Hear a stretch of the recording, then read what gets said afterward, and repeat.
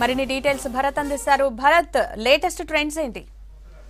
Yeah ఒకసారి యోగిత ఇప్పుడు ఒకసారి చూస్తే కనుక latest situation Joe Biden 238, Trump 213. Joe Biden margin తగ్గుతుంది. అప్పట్లో 100 ఎలక్టోరల్ ఓట్ల ఆధిక్యంలో ఉన్న జో బిడెన్ క్రమక్రమంగా తగ్గుతుంది. కారణం ఏంటంటే ఒక్కో స్టేట్నే ట్రంప్ గెలుచుకుంటూ పోతున్నారు. ట్రంప్ గెలిచే స్టేట్స్కి సంబంధించిన రిజల్ట్స్ ఆలస్యంగా వస్తున్నాయి. ఇక ఒక 6-7 రాష్ట్రాలు మాత్రమే మిగిలాయి.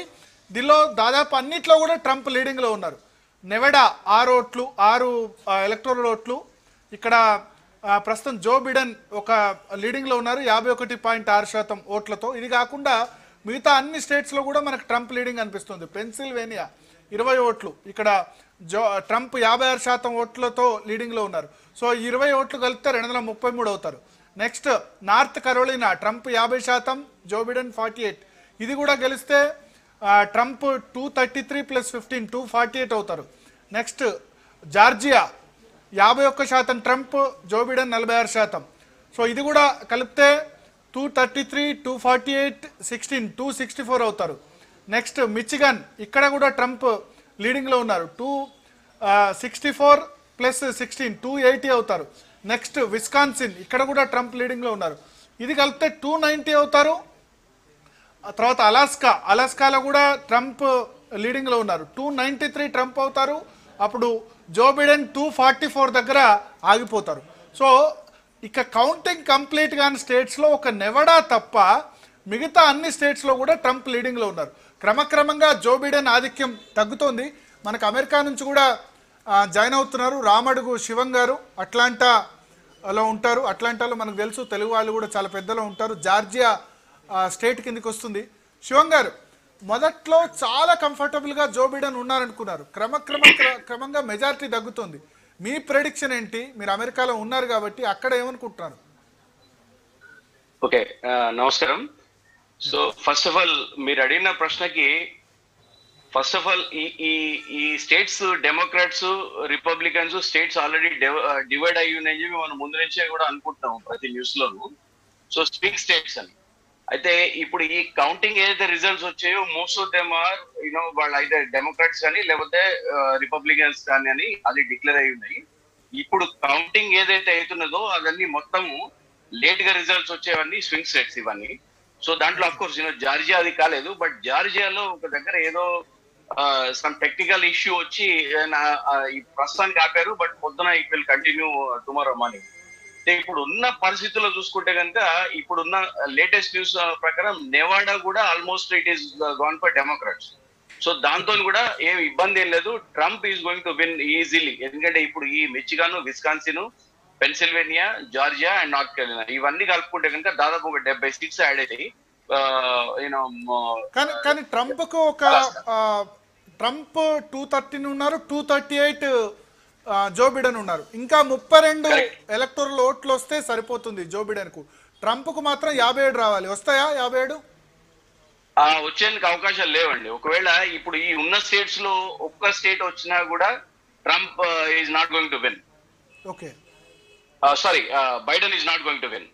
ఓకే, సో అంటే 57 ట్రంప్ వస్తాయని మీరు ప్రెడిక్ట్ చేస్తున్నారా? మీరు చెప్పేది ఖచ్చితంగా అండి. ఎందుకంటే ఇవన్నీ మొత్తం ఇప్పుడు ట్రంప్ కు ఓటేసే స్టేట్స్ ఇవన్నీ ఇప్పుడు ఖచ్చితంగా వేస్తారు. ఎందుకంటే ఆయన కాన్స్టిట్యూషన్ కూడా ఈసారి ఎలక్షన్స్ లో చాలా సార్లు అక్కడికి వెళ్ళాడు, చాలా సార్లు. ఎందుకంటే అక్కడ బిజినెస్ ఎస్టాబ్లిష్మెంట్స్ కానీ, ఎందుకంటే ఇప్పుడు మీరు మిచిగన్ తీసుకుంటే కనుక మిచిగన్ లో ఈ ఫోర్డ్, జనరల్ మోటార్స్ ఇటువంటి అంటే ఆటోమొబైల్ ఇండస్ట్రీస్ అన్ని ముందు నుంచి అవి. ఈవెన్ విస్కాన్సిన్ లో కూడా ఇండస్ట్రీస్ గురించి ఇప్పుడు పెన్సిల్వేనియా కానీ, తర్వాత ఇటు సౌత్ కు వచ్చేసరికి ఏంటంటే Georgia is always for Trump and north Carolina కూడా ఇట్ విల్ టర్న్. సో మనకు ఒకటి ఏంటంటే ఫ్లోరిడా, టెక్సాస్ కొద్దిగా డౌట్ఫుల్ గా ఉండింది రిజల్ట్స్ వచ్చేంత వరకు. బట్ ఎప్పుడైతే ఫ్లోరిడా, టెక్సాస్ వచ్చిందో ఇప్పుడు ఖచ్చితంగా చెప్పగలుగుతాం ఈ స్టేట్స్ అన్ని రిపబ్లికన్స్ వెళ్ళి Trump is going to come back into white house. అంటే ఒకటి సర్వేస్ చాలా ప్రెడిక్ట్ చేశాయి జో బిడెన్ చాలా కంఫర్టబుల్గా గెలుస్తాడు, కరోనా వైరస్ కారణంగా ట్రంప్ ఓడిపోవడం ఖాయమని. ఓటింగ్ పర్సంటేజ్ వైజ్గా చూస్తే 10% గ్యాప్ ఇచ్చారు జో బిడెన్కు, ట్రంప్కు. ఇప్పుడు చూస్తే 1% గ్యాప్ మాత్రమే ఉంది. ఎందుకు అట్లా జరిగింది అనుకుంటారు? సర్వేలు ఎందుకు తప్పు చేశాయనుకుంటున్నారు? సో సారీ, అంటే నేను చెప్తున్నాను ఏమనుకోవద్దు, కానీ బేసిక్ ఏంటంటే ఈ సర్వేలు ఈ మీడియాలన్నీ ట్రంప్ ముందు నుంచి చెప్తున్నట్టుగా ఇవన్నీ అన్ని ఫేక్ న్యూస్ అనే ప్రతి మీటింగ్ లో ఆయన పాయింట్అవుట్ చేసినట్టే వీళ్ళు ఏంటంటే వీళ్ళ ఓన్ గా వాళ్ళ బిజినెస్ ఇంట్రెస్ట్ల ప్రకారమే వాళ్ళు వెళ్ళారు. బట్ అగైన్ 2016 లో కూడా హిల్లరీకి అలానే ఫేవర్ లో చెప్పారు, ఇప్పుడు కూడా ఇలా అని చెప్పారు. బట్ ఇప్పుడు కూడా ఇంకా 99% మనము ట్రంపే గెలుస్తాడని చెప్పి ఇంకా ఖచ్చితంగా ఉంది. బై టుమారో మార్నింగ్ అట్లీస్ట్ మనకు తెలుస్తుంది. బట్ కాకపోతే ఏంటంటే ఇప్పుడు ఈ ఎలక్షన్ తర్వాత ఏంటంటే మీడియా కంపెనీలు కానీ ఈ పోల్ సర్వేలు చేసే కంపెనీలు కానీ డబ్బుకు ఆశపడకుండా యాక్చువల్గా ఏంటంటే ఒక మనకు డెమోక్రటిక్ వేలో నాలుగో పిల్లర్ అంటారు కదా ఈ మీడియా అనేది, అలా ఉంటే బాగుంటుంది అన్నది అంటే వాళ్ళు నేర్చుకుంటారేమో అని అనుకుంటాం సార్. యా మనతో పాటు చంద్రవర్ధన్ గారు మాజీ ఐఏఎస్ అధికారి జాయిన్ అవుతున్నారు. చంద్రవర్ధన్ గారు, చాలా ఘోరంగా సర్వేలు విఫలమయ్యాయి. కొద్దిమంది దానికి కారణాలు కూడా చెప్తున్నారు. ట్రంప్కు ఓటేసే ఓటరు బహిరంగంగా చెప్పడు నేను ట్రంప్కు ఓటేస్తానని చెప్పుకునేందుకు ఇష్టపడు, అందుకని ఈ సర్వేలు తప్పు కావచ్చు. నిజమే అనుకోవచ్చా?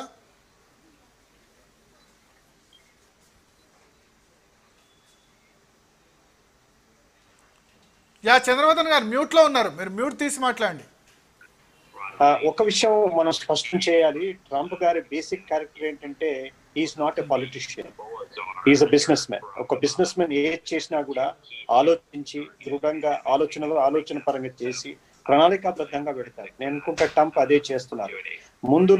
ముందు మనకు వచ్చిన అంచనాలన్నీ కూడా తారుమారు అవుతున్నాయి. ముందు నుంచి నాకు ఇప్పుడున్న పరిస్థితుల పట్ల కొన్ని శక్తులు కావాలని దుష్ప్రచారం చేస్తున్నారు. కొన్ని లేనిపోని ఇష్యూస్ ని కూడా, రేసిజం అలాంటి ఇష్యూస్ ని వాళ్ళు లేవనెత్తడంతో పాటు ఎకానమీ గురించి ఆయన ఎంత పాజిటివ్ ఉన్నారంటే ఏవైనా కానీ మన ఎకానమీని బ్యాక్ టు రైల్స్ తీసుకురావాలి, ఒక robust Indian economy, make in America great అనే నినాదం నేను అనుకుంటాను it has really will work wonders because basically Americans are very conscious about their culture though it may be a multi racial society. ఇప్పుడున్న విభేదాలు అవన్నీ కూడా కేవలం తాత్కాలికంగా సృష్టించబడింది. ఏదైనప్పటికీ the American character and culture ని చూస్తే ఖచ్చితంగా నేను అనుకుంటా ట్రంప్ గారు ఏ రకంగా వాళ్ళు వెళుతున్నారు, దృఢంగా వెళ్తున్నారు. కొన్ని పొరపాట్లు చేసినా కూడా ఆయన is one administrator who will agree as I have done this mistake. At the same time ఆయనకు కన్విక్షన్ ఉంది. ఆ కన్విక్షనే నేను అనుకుంటాను అమెరికన్స్ లో ఆత్మస్థైర్యాన్ని నెలకొల్పింది.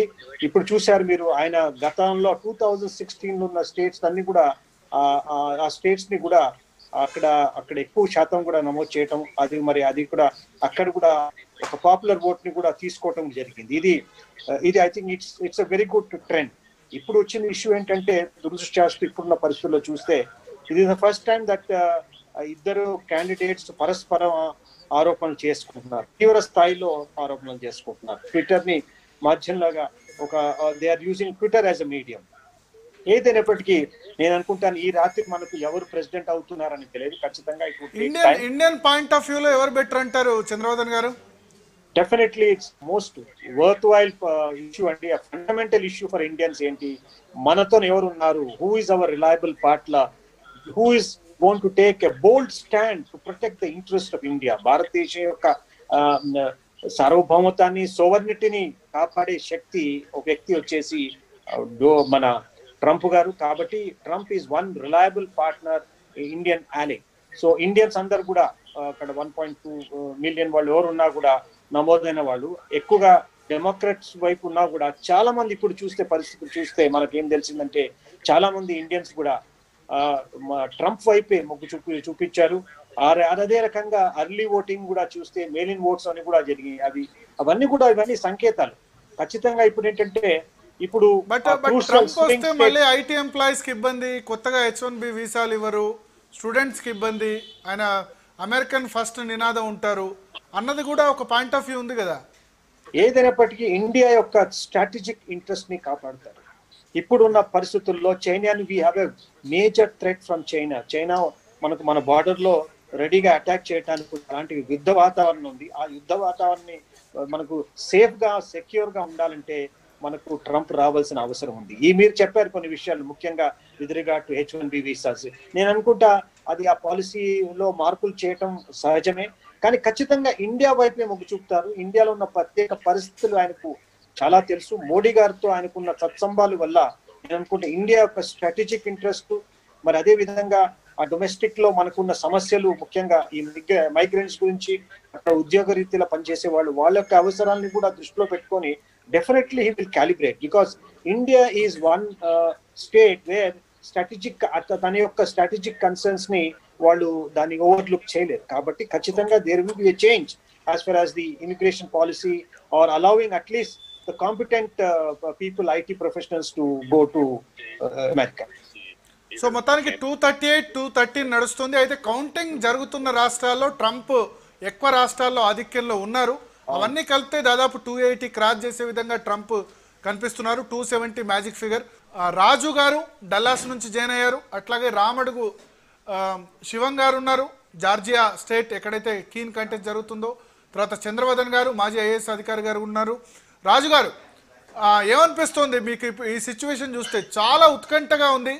2-3 స్టేట్ డిసైడ్ చేయబోతున్నాయి. జార్జియా ఒక స్టేటు, తర్వాత నార్త్ కరోలినా, ఈ 2 స్టేట్స్ విజేతను నిర్ణయించుకునే సిచ్యువేషన్ దాకా వచ్చింది.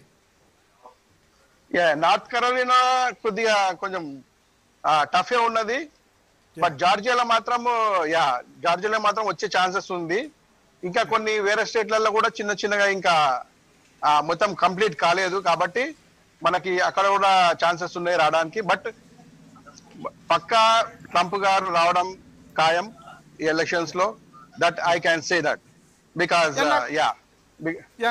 రాజుగారు, నాకు ఒకటి కనిపిస్తుంది, తెలుగు వాళ్ళు ఎక్కువ ట్రంప్కు సపోర్ట్ చేస్తున్నట్టు కనిపిస్తుంది. ఎందుకు ఐటీ పరంగా లేకపోతే H1B వీసాల పరంగా కొంచెం ట్రంప్ అగేన్స్ట్ ఉన్నారు. ఎందుకంటే ఇప్పుడు మన ఐటీ ఉద్యోగులు ప్రతి ఊరికి ఒకళ్ళు కూడా అమెరికాకు వెళ్ళిన వాళ్ళు ఉన్నారు. ఇదివరకు లాగా లేదు సిచ్యువేషన్. అయినా సరే ట్రంప్కు ఎక్కువ సపోర్ట్ తెలుగు వాళ్ళ నుంచి, ఎస్పెషల్లీ ఇండియన్స్ కంటే తెలుగు వాళ్ళు ఎక్కువ ఎందుకు అనిపిస్తుంది ట్రంప్ సపోర్టర్స్? మనకి ఇక్కడ ట్రంప్ కి సపోర్ట్ ఎందుకంటే యాక్చువల్లీ ఇప్పుడు మనకి ఇండియాలో మనము ఎంత ఐటీలో ఎంత ప్రాబ్లమ్ ఏ విధంగా ఐటీకి సపోర్ట్ చేయకుండా కూడా మన దగ్గర ఉన్న స్కిల్ వర్కర్స్ 100% బెటర్ అన్ని మన ప్రపంచంలో ఎక్కడ వేరే కంట్రీస్ కి చూస్తే కూడా మన వాళ్ళందరూ స్కిల్ వర్కర్స్ కాబట్టి వాళ్ళకి ఏం ప్రాబ్లం లేదు. ఐటీ నుండి దే విల్ కమ్ అప్, ఏం ప్రాబ్లం లేదు. ఒకటి ఏంటి అంటే ఇప్పుడు మనం వేరే దేశాల నుంచి మనం ఇక్కడికి వచ్చిందంటే సేఫ్టీ గురించి. ఆ సేఫ్టీ ఒకటి Trump will take care of that. అదొకటి మనకి ఇప్పుడు రిపబ్లికన్ గవర్నమెంట్ లో సేఫ్టీ అనేది ఒకటి ముఖ్యంగా అదొకటి కావాలి. ఇక్కడ మనకి ఇంకొకటి ఇస్లామిక్ కంట్రీస్ ఇప్పుడు మనం చూస్తున్నాము, ఫ్రాన్స్ లో కానీ వేరే కంట్రీస్ లో కానీ ఇప్పుడు ఏం జరుగుతుందో మనం చూస్తున్నాము. అదొకటి మనకి ఇంపార్టెంట్. కాబట్టి దానిపైన మన ఇండియన్స్ ట్రంప్ వెనుకనే ఉన్నారు. కాబట్టి ట్రంప్ కి అందరూ ఇండియన్స్ ఓట్ వేసి ఇప్పుడు ఏమైనా కూడా H1 కంటే H1 వాళ్ళు ఏంటంటే దే డోంట్ హ్యావ్ ఓటేసే హక్కు ఉండదు.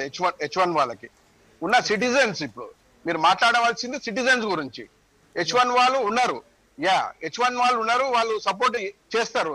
వాళ్ళు ఏ సపోర్ట్ చేసినా కూడా వాళ్ళు మీడియాలో సోషల్ మీడియాలో చేయాలి, కానీ వాళ్ళు ఓట్ వేయలేరు. కాబట్టి సిటిజన్స్ ఓట్ వేస్తారు. కాబట్టి సిటిజన్స్ వాంట్ సేఫ్టీ.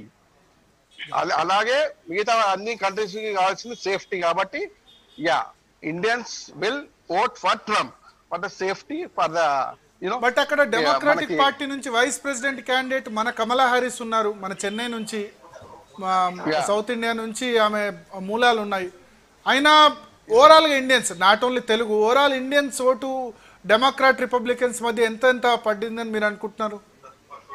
లేదు, అసలుకి చాలా తక్కువ. కమలా హ్యారిస్ ఎంత డెమోక్రాటిక్ మన వైస్ ప్రెసిడెంట్ క్యాండిడేట్ అయినా కానీ మన ఇండియన్స్ తన వెనకలేదు. ఎందుకంటే she's actually supporting Islamists. Pakistani దాని మీద కానీ కాశ్మీర్ దాని మీద కానీ she's supporting Kashmir issue. So not too many, she's not interested in India actually, because she's born and bought up here. She not really interested in any మన ఇండియన్ ఇంట్రెస్ట్ మీద తనకి ఏమి పెద్ద ఆమెకి ఇది లేదు. కాబట్టి షీఈ్ నాట్ రియల్లీ ఓన్లీ ఏంటంటే కమలా హ్యారిస్ ఫ్రమ్ ఇండియా కాబట్టి ఇది అన్నట్టు చాలా మంది కొంచెం ప్రొపగండా చేసి షీఈ్ ఇండియన్ అని చెప్పి మనకి ఆమెకి చేయాలని చెప్పేసి కొంచెం మంది ఇది చేస్తున్నారు. కానీ but that's not true. She's not for India. రాముడు శివం గారు, ఒకసారి చూస్తే కనుక నెక్స్ట్ ఐటీ ఎంప్లాయీస్ చాలా మంది కూడా ఎదురు చూస్తుంటారు. అప్కమింగ్ ఇంజనీరింగ్ చేసే వాళ్ళు కూడా ట్రంప్ వస్తే మా పరిస్థితి ఏంటి, లేకపోతే బిడెన్ వస్తే మా పరిస్థితి ఏంటని. ఏంటి బిడెన్ వస్తే ఏం జరగబోతోంది? ఐటీ ఆస్పిరెంట్స్ లేకపోతే విదేశీ అమెరికాకు వచ్చి చదువుకునే వాళ్ళకి మీరు ఏమైనా గైడ్ చేయగలుగుతారా? బిడెన్ వస్తే ఏం జరుగుతుంది, ట్రంప్ వస్తే ఏం జరుగుతుంది? తప్పకుండా Bharat, it valid and very important question. ఇప్పుడు ప్రస్తుత పరిస్థితుల్లో బేసిక్ ఏమైందంటే H1 మీద ఒక ఇండియా నుంచే ఐటీ ఎంప్లాయీస్ వస్తారు అని చెప్పి ఒక అంటే భావన, అంటే అందరు ఎవరైతే అనుకుంటారో అది 50% కరెక్ట్. H1 మీద వచ్చేవాళ్ళు డాక్టర్స్ వస్తారు, టీచర్స్ వస్తారు, నర్సులు వస్తారు, చాలా మంది వస్తారు. ఓకే, సో ఇప్పుడు ఇక్కడ ఇష్యూ ఏంటంటే ట్రంప్ గారు ఏమంటారంటే ఇప్పుడు కంట్రీ కోట ఏదైతే ఇండియాకి ఉందో 50 years కింద లా, 50 years కింద చేసిన లా ప్రకారం ఏంటంటే 7% is allocated to India for green cards. అయితే ఇప్పుడు మనము గత 20-30 సంవత్సరాల్లో మన వాళ్ళు వచ్చిన అంటే నెంబర్స్ కి చూసుకుంటే కనుక ఇప్పుడు నెక్స్ట్ 25-30 సంవత్సరాలు అయినా కూడా వీళ్ళకి గ్రీన్ కార్డ్స్ వచ్చే పరిస్థితి లేదు. అయితే ఇప్పుడు ట్రంప్ ఏమంటారంటే కంట్రీ కోటాను తీసేసి ఇది అబాలిష్ చేసేసి కొత్త లా తీసుకొద్దాము, మెరిట్ ప్రకారం తీసుకొస్తారు. మెరిట్ ప్రకారం తీసుకురావడం అంటే ఏంటి? ఎడ్యుకేషన్ బట్టి, తర్వాత వాళ్ళ స్కిల్స్ బట్టి, ఏ ఇండస్ట్రీలో వాళ్ళు పనిచేస్తున్నారని, తర్వాత వాళ్ళ స్పౌస్ ఏంటి, వాళ్ళ స్పౌస్ ఎడ్యుకేషన్ ఏంటి, ఆమె పనిచేస్తుందా, ఎక్కడ చేసింది ఏంటి, తర్వాత వీళ్ళు ఏ రేంజ్ లో వీళ్ళు సాలరీ వీళ్ళకు ఉంటాయి. ఎందుకంటే H1 కి కూడా లిమిటేషన్స్ ఉంటాయి, ఈ సాలరీ ఇవ్వాలి అని. ఇచ్చినప్పుడు కంట్రీకి వీళ్ళు ఎంతవరకు ఫెడరల్ ట్యాక్స్ ఇవ్వగలుగుతారు, ఎంతవరకు స్టేట్ ట్యాక్స్ ఇవ్వగలుగుతారు, ఇవన్నీ ఎట్ ద సేమ్ టైం. అయితే ఇవన్నీ చేస్తే ఏమైతుందంటే కనుక ఒక్కసారిగా ఈ 7% కోటా తీసేసి మెరిట్ ప్రకారం వెళ్తే 40% ఇండియన్స్ కి ఒకటేసారి గ్రీన్ కార్డ్స్ వచ్చేందుకు అవకాశం ఉంటుంది. అదొకటి. రెండోది ఏంటంటే జో బైడెన్ ఏమంటాడంటే ఇల్లీగల్ గా ఇక్కడ అంటే ఈ గోడ దూకి వచ్చిన ఇల్లీగల్ ఇమిగ్రెంట్స్ అందరికి నేను సిటిజన్షిప్ ఇస్తానంటాడు. సో ఇల్లీగల్ గా సిటిజన్షిప్ ఇచ్చినప్పుడు ఏమైతుందంటే కనుక వీళ్ళందరూ లేబర్ క్లాస్, చాలా వరకు లీగల్ గా వచ్చిన వాళ్ళు కాదు కనుక. సో వీళ్ళు అంటే వీళ్ళు ఇక్కడికి వచ్చి కేవలం ఓట్లు వేస్తారు వీళ్ళకి, కానీ కంట్రీకి వీళ్ళది అవసరం ఏమి ఉండదు. ఎందుకంటే ఈ కంట్రీలో though it is a land of immigrants ఇవన్నీ మాట్లాడినా కూడా వీళ్ళ అవసరము నాలెడ్జ్ పరంగా అవసరం లేదు మనకు. ఎందుకంటే అమెరికాలో మొత్తం automation, everybody using any machine, అందరు మషిన్స్ యూజ్ చేస్తారు కనుక వీళ్ళ అవసరం ఏంది మనకని ట్రంప్ అంటారు. అంతేగాని ఇల్లీగల్ ఇమిగ్రెంట్స్ కి ఆయన వ్యతిరేకం, ఇండియన్స్ కి కాదు. ఇంకొక పాయింట్ మీరు స్టూడెంట్స్ గురించి అడిగారు. స్టూడెంట్స్ కు most of the universities in this country ఏంటంటే ఇంటర్నేషనల్ స్టూడెంట్స్ అంటారు, అంటే ఫారిన్ కంట్రీస్ నుంచి వచ్చే స్టూడెంట్స్ తోనే యూనివర్సిటీలు నడుస్తాయి. నడిచినప్పుడు ఇప్పుడు ఇండియా నుంచి స్టూడెంట్స్ ని మేము ఇన్వైట్ చేయమంటే కనుక half of the universities will close down. India నుంచి, చైనా నుంచి ఎక్కువ మంది స్టూడెంట్స్ వస్తారు. అయితే ఇప్పుడు ఇష్యూ ఏంటంటే కొద్దిగా చైనాతో ఉన్న ప్రస్తుత పరిస్థితుల్లో ఈ ఆఫ్టర్ కోవిడ్ ఏంటంటే గవర్నమెంట్ కూడా కొద్దిగా వాళ్ళ మీద ఎంక్వైరీ చేయడం స్టార్ట్ చేసింది. దాంతో ఏంటంటే many of the students have got link with China liberation ఆర్మీతో లింక్స్ ఉన్నాయి. వీళ్ళంతా ఇన్ఫర్మేషన్ చైనాకు పాస్ చేస్తున్నారు అని చాలా మంది స్టూడెంట్స్ మీద అవి కూడా కొద్దిగా అంటే ఇన్వెస్టిగేషన్ స్టార్ట్ అయ్యింది. సో కనుక ఈ టైంలో ఇండియన్ స్టూడెంట్స్ ఇంకా ఎక్కువ అవకాశాలు ఉంటాయి. ఇండియన్ స్టూడెంట్స్ ఒకసారి వచ్చిన తర్వాత ఏంటంటే ఇప్పుడు వాళ్ళు పీజీ చేసడానికి వస్తారు, తర్వాత మ్యారేజ్ చేసుకుంటారు, లేకపోతే ఇండియా నుంచి మ్యారేజ్ చేసుకొని ఇక్కడికి వచ్చినా కూడా వాళ్ళ స్పౌస్ కూడా మినిమం బీటెక్ ఉంటుంది. అటువంటి అప్పుడు ఏంటంటే మనకి 40% 50% మెరిట్ ప్రకారంగా గ్రీన్ కార్డ్స్ ఇష్యూ అయితే కనుక వీఆర్ గోయింగ్ టు లీడ్ అండి in the near future for sure. ఈ విషయంలో ఐటీ ఎంప్లాయీస్ కానీ లేకపోతే స్టూడెంట్స్ కానీ ఎటువంటి అంటే బాధపడద్దు. ఇప్పుడు ఆల్రెడీ ఇక్కడ ఉన్న స్టూడెంట్స్ తల్లిదండ్రులు కూడా ఇండియాలో ఎవరు అసలు మీ పిల్లల విషయంలో అసలు బాధపడాల్సిన అవసరం లేదు. Everyone will be safe here in this country. అది బిడెన్ వస్తే ఏ విధంగా ఉండబోతుంది? బిడెన్ అయితే H1B విషయంలో లేకపోతే మిగతా విషయంలో కొంచెం ఇంకొంత ఉదారంగా ఉండే అవకాశం ఉండదా? బైడెన్ చెప్తున్నాడండి నేను చేస్తాను అని అంటాడు. అన్న తర్వాత ఇప్పుడు ఏంటంటే మళ్ళీ ఒకవేళ రాలేదు అనుకోండి, అప్పుడు ఇప్పుడు రెండోది ఏంటంటే ఇప్పుడు నేను చేస్తాను అంటాడు. అన్న తర్వాత ఇప్పుడు ఏంటంటే సపోజ్ ఇప్పుడు రేపు ప్రెసిడెంట్ అయ్యి రేపు వచ్చిన తర్వాత నెక్స్ట్ ఇయర్ ఇంకా 2 years తో ఈయన చేస్తాడు. చేసిన తర్వాత కూడా నెక్స్ట్ టైం ఈయన ఒకవేళ బైడెన్ ప్రెసిడెంట్ గా ఎన్నికల్లో నిల్చున్నా వీళ్ళు ఓట్ వేయలేని పరిస్థితి ఉంటుంది. అప్పుడు వాట్ ఈస్ ద యూస్? ఆయన ఎందుకు చేస్తారండి ఇవన్నీ? వట్టిగా ఎలక్షన్స్ గురించి మాయమాటలు చెప్పే తప్పితే మిగతాది ఏం లేదండి. I don't believe that. ప్రస్తుతం చంద్రవర్ధన్ గారు మాజీ ఐఏఎస్ ఉన్నారు, అట్లాగే విలాస్ రెడ్డి జంబుల గారు ఆయన న్యూ జెర్సీ నుంచి జాయిన్ అవుతున్నారు. చంద్రవర్ధన్ గారు, రెండు ఇష్యూస్ ఉన్నాయి ఇక్కడ మనకి ఇండియన్ పాయింట్ ఆఫ్ వ్యూలో చూస్తే. ఒకటి మన ఐటీ కానీ లేకపోతే ఇతర మన స్టూడెంట్స్ కానీ వెళ్ళడం, రెండోది మన సెక్యూరిటీ. అంటే చైనాకు ఫేవర్లో ఉంటారా లేకపోతే ఇండియాకు ఫేవర్లో ఉంటారా, పాకిస్తాన్ ఫేవర్లో ఉంటారా ఇండియా ఫేవర్లో ఉంటారా? ఈ పాయింట్ ఆఫ్ వ్యూ చూస్తే చైనాకు పాకిస్తాన్కు ట్రంప్ వ్యతిరేకం, కానీ ఐటీ పాయింట్ ఆఫ్ వ్యూ చూస్తే కొంత డెమోక్రాట్లు మన వాళ్ళకి వీసాలు ఈ విషయంలో లిబరల్గా ఉంటారు. ఈ రెండిట్లో మనం ఏది చూస్ చేసుకోవాలి ఇండియన్ పాయింట్ ఆఫ్ వ్యూ చూస్తే? మనం ఇంతకుముందు చెప్పిన విధంగా మనకు ముఖ్యం ఏంటంటే మ్యాక్రో ఆబ్జెక్టివ్ ఏంటండి. Macro objective it is our strategic partner. మనకు మన యొక్క సోవర్నిటీని అదేవిధంగా దేశ భద్రతకి అభ్యున్నతికి కాపాడేవాడు కావాలి, రిలయబుల్ పార్ట్నర్ కావాలి. ఇప్పుడు రిలయబుల్ అష్యూర్డ్ డిక్లేర్డ్ పార్ట్నర్ వచ్చేసి మనకు ట్రంప్ గారు అనే విషయం మనకు తెలుసు. ఎందుకు ఆయన అహ్మదాబాద్ వచ్చినప్పుడు, భారతదేశం వచ్చినప్పుడు he made it very clear that India is a reliable partner, a good friend, a reliable friend. So అలాంటప్పుడు we look for long term interests. Long term interests are very important. Strategic interest కాపాడేవాడు కావాలి.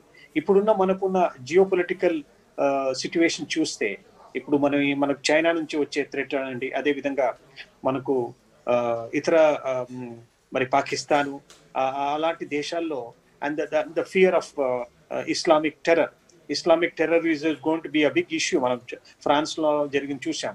So దీని మీద కూడా మన కేంద్ర ప్రభుత్వం ఒక దృఢమైన స్పష్టమైన వైఖరి కూడా అవలంబిస్తుంది. We are against Islamic terror in any form.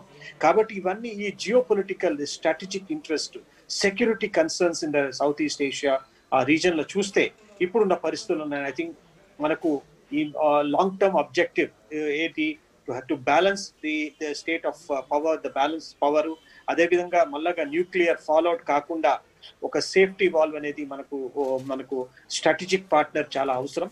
ఈ స్ట్రాటజిక్ పార్ట్నర్ వచ్చి అమెరికా అని కూడా మనకు సుస్పష్టంగా అనేక సార్లు కూడా డిటర్మిన్ చేశారు. ఎటు వచ్చిన పరిస్థితి వచ్చి is with regard to that visas and hour H1B and hour IT personal.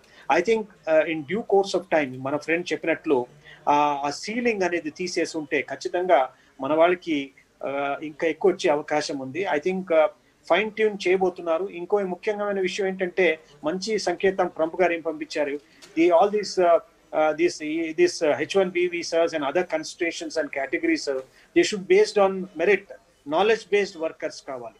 Merit ని కన్సిడర్ చేసి నాలెడ్జ్ బేస్డ్ వర్కర్స్ కావాలి, సెక్టర్ స్పెషలిస్ట్లు ఉన్న వాళ్ళు కావాలి, డొమైన్ స్పెషలిస్ట్ కావాలంటే మనకు ఇండియన్సే అందుబాటులో ఉన్నారు. ఖచ్చితంగా నేను అనుకుంటా రాబోయే రోజుల్లో ట్రంప్ గారు వచ్చిన తర్వాత there will be necessarily recalibrating the entire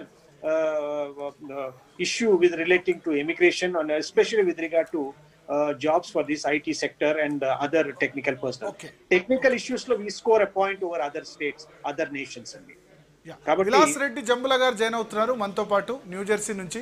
Vilas Reddy గారు ఏమంటారు, ట్రంప్ ఓకే మనకు ఇంటర్నల్ సెక్యూరిటీ పరంగా ఆర్టికల్ 370 రద్దు చేసినా ఈ విషయంలో జోక్యం చేసుకోలేదు, పాకిస్తాన్కు వ్యతిరేకంగా చైనాకు వ్యతిరేకంగా మనం చేసిన దానిలో సపోర్ట్ చేశారు, కానీ కొన్ని విషయాల్లో ఆయన ఇండియా గురించి నోరు బారేసుకుంటారు. మొన్ననే ఇండియా డర్టీ ఫిల్తీ ఎయిర్ అని అటువంటి కామెంట్ చేశారు.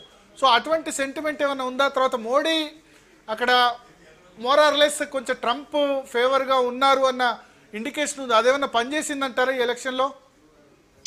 తప్పకుండా పనిచేసిందండి. ఎందుకంటే 370 ఆర్టికల్ జమ్మూ కాశ్మీర్ లో కాశ్మీరు ఇష్యూ ఉన్నప్పుడు వారు పాజిటివ్ గా, అంటే మిగతా పార్టీ వాళ్ళు డెమోక్రటిక్ పార్టీ వాళ్ళు సంబంధించి వాళ్ళు ట్వీట్ చూస్తే గనక వాళ్ళు ఇండైరెక్ట్ గా పాకిస్తాన్ కి సపోర్ట్ చేసినట్టుంది. కానీ ట్రంప్ గారు మాత్రము మనకి మధ్యవర్తిగా ఉంటానని కూడా అన్నారు. మనము అది యాక్సెప్ట్ చేయలేదు, కానీ వారు ఏంటంటే పాజిటివ్ గా రెస్పాన్స్ అయ్యారు. ఇది భారత్ అంతర్గత విషయం అని చెప్పేసి క్లియర్ గా చెప్పడం జరిగింది. సో అదేంటంటే ఇక్కడ ఇంకోటి ఏంటంటే ఈ మనకు చైనా పాకిస్తాన్ అంటే ఎప్పటికున్నా మనం ఎంత మ్యూచువల్ గా కలిసి వెళ్దామన్నా కూడా వాళ్ళు పక్కలో బల్లెంలా తయారయ్యారు. తర్వాత మొన్న కోవిడ్ వైరస్ వచ్చినప్పుడు కూడా మన ఇక్కడ ట్రంప్ గారు డైరెక్ట్ గా చైనీస్ వైరస్ అని చెప్పేసి తిట్టడం జరిగింది. అంటే ఒక నమ్మకం, భారతదేశం అంటే ప్రపంచ దేశాలన్నిటికీ ఒక నమ్మకం ఉంది, కానీ ఈ పాకిస్తాన్ కానీ చైనా కూడా ఈ రెండు ఎప్పుడు ఎలా ఉంటాయో తెలియదు. కంప్లీట్ గా లెఫ్ట్ సైడ్ తీసుకుంటారు. ఈ అంశంలో మాత్రం ట్రంప్ గారికి భారతదేశంలో ఉన్న వారు, ఇక్కడ అమెరికాలో ఉన్నటువంటి వారందరూ కూడా పాజిటివ్ రెస్పాండ్ అయ్యారు. ఇంకోటి ఏంటంటే లాస్ట్ ఇయర్ టెక్సాస్ రాష్ట్రంలో ఊస్టన్ నగరంలో హౌడీ మోడీ అనే సభ ఏదైతే జరిగిందో సుమారు 50,000 పైగా ఉన్నటువంటి భారతీయులతోటి ఆ మీటింగ్ జరగడం జరిగింది. ఆ మీటింగ్ లో మోడీ గారు తర్వాత ట్రంప్ గారు పాల్గొనడం కూడా ఒక అంశంగా చెప్పొచ్చు. అయితే ట్రంప్ గారి 4 ఏళ్ల పాలన తీసుకుంటే ఫస్ట్ 3 ఇయర్స్ ఎకనామిక్ గా కానీ ఏ విధంగా చూసుకున్నా కానీ సక్సెస్ అయ్యారు. ఓన్లీ ఒక కరోనా విషయంలో కరోనా కట్టడి విషయంలో తీసుకున్నటువంటి చర్యలు కొంతవరకు అంటే నిర్లక్ష్యం అయ్యారు అనేది చాలా మంది. ఇప్పుడు కరోనా వైరస్ అన్న ఇష్యూ లేకపోతే ట్రంప్ చాలా కంఫర్టబుల్ గా గెలిచి వాళ్ళ చాలా కంఫర్టబుల్ గెలిచేది. ఇంకా కొన్ని స్టేట్స్ కూడా స్వింగ్ అయ్యేదండి. ఇంకొన్ని స్టేట్స్ కూడా ఈజీగా స్వింగ్ అయ్యేటివి. ఎందుకంటే అంత పాజిటివ్ గా ఉండి ఓన్లీ కరోనా వచ్చినప్పటి నుంచి కరోనా కట్టడిలో ఫేస్ మాస్కులు వాడడం కానీ సోషల్ డిస్టెన్స్ కానీ కొంతవరకు నెగిటివ్ న్యూస్ వెళ్ళిపోయింది. అంటే కొంచెం జాగ్రత్త వహించాల్సి ఉంది. ఎందుకంటే ప్రెసిడెంట్ చాలా లైట్ గా తీసుకున్నారు ట్రంప్ అన్న లైట్ మెసేజ్ వెళ్ళిందా? అంటే ఆయన విషయం ఏంటంటే ధైర్యంగా ఉండాలి, ఏమి కాదు అనేది చెప్పడానికి ప్రయత్నం చేశారు. కానీ అది రోగం కదండి. అంటే కరోనా అనేది సోషల్ డిస్టెన్స్ మాస్కులు పెట్టుకుంటే కొంతవరకు నివారణ అవుతుంది అనేది చెప్తుంది. అయితే ఇక్కడ గమనించాల్సిన విషయం ఏంటంటే మనకు WHO వరల్డ్ హెల్త్ ఆర్గనైజేషన్ కూడా సరైన చర్యలు సరైన ఇన్ఫర్మేషన్ మనకి ఇవ్వలేదండి. వాళ్ళు మన అందరిని అంటే ప్రపంచాన్ని మేల్కొనడంలో కూడా